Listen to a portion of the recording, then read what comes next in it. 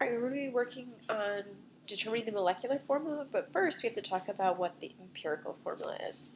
So the molecular formula is a chemical formula that gives you the exact number of atoms of each element in one molecule of the substance.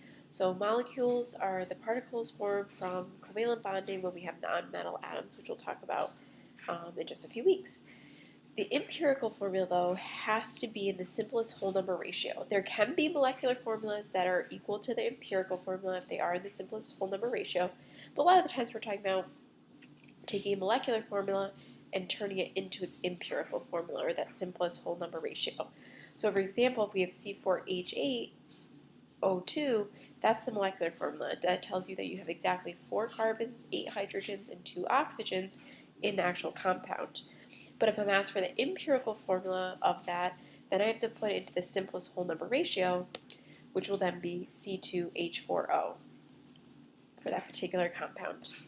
So when we're going to find the empirical formula, you're going to divide all the subscripts by their greatest common factor. It has to be all of them.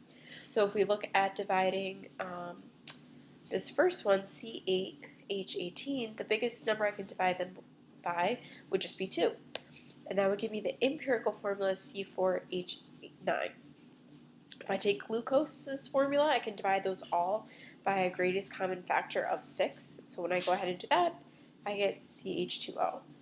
In this next part of the video, we're going to jump to actually then going the other way. Instead of going from molecular to empirical, we're going to start at the empirical and work to figuring out the molecular.